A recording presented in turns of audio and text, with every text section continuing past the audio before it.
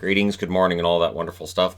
We only have 2 games tonight, so it'll be a nice, easy evening. I don't need to worry about timestamps for this video either, because it's going to be easy. Unlike last night's review, I will keep this short. Detroit's in against the New York Rangers. That game starts at 8 o'clock Eastern, not 7, the normal time, apparently. Checked with multiple sources. And 5 o'clock Pacific. The Detroit Red Wings are 4-11-1, and the New York Rangers are 5-6-1. In their last 5, Detroit most recently lost to Nashville 6-1 at home.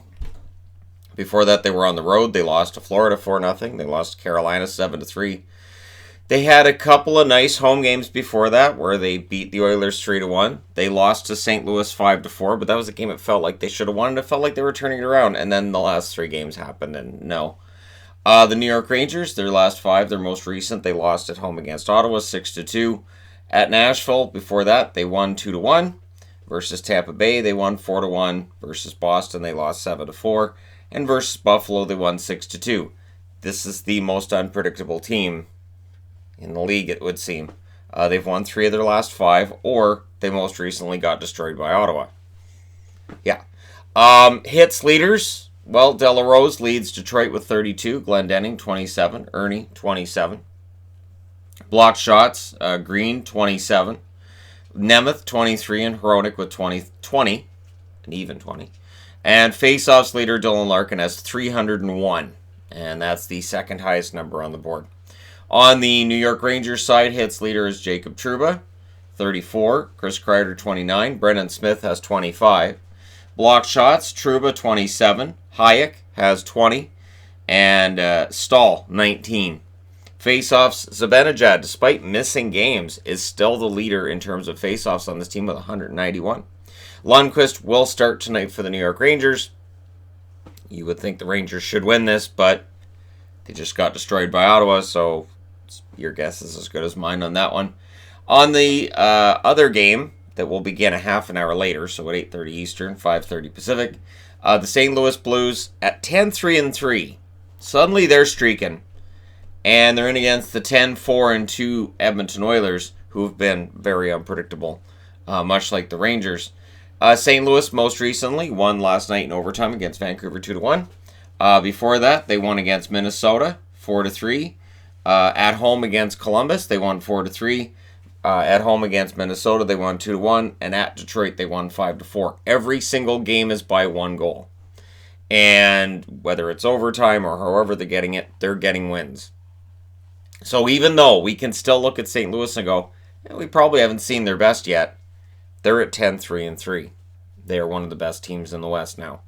Record-wise, absolutely. On the Oilers side, their last 5, at home against Arizona, they lost 3-2.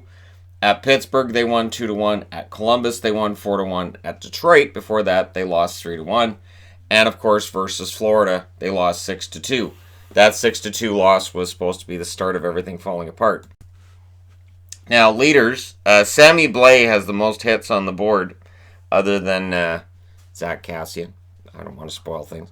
49 for Blais, Barbashev 35, and Braden Shen has 25. Block shots, Parayko 24, Bouwmeester 23, Pietrangelo and Steen both have 21.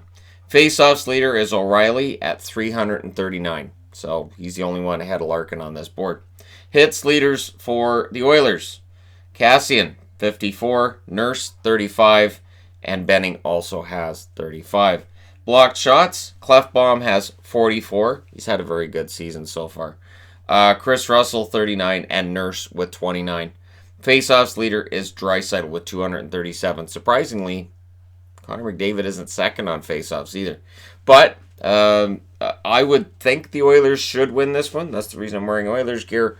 I would think the Oilers should win this one, but they are very unpredictable. And that's part of the reason why I'm saying, they'll probably win it. They lost to Arizona, Detroit, and Florida, but they did beat Pittsburgh and Columbus. And sure, I guess tonight they should be able to stop the winning streak of the St. Louis Blues. That being said, the Blues have proved to be very resilient during this winning streak. So this one's going to be close. I thought about wearing Rangers, but that just seems so easy. I'm not really taking much of a risk if I put on Rangers gear, right? Or am I? Anyways, let me know your thoughts in the comment section below as always. Don't forget to hit like and subscribe if you're browsing your way through. You just happened upon this video. Thank you guys so much for watching, for all your support. I will talk to you again soon.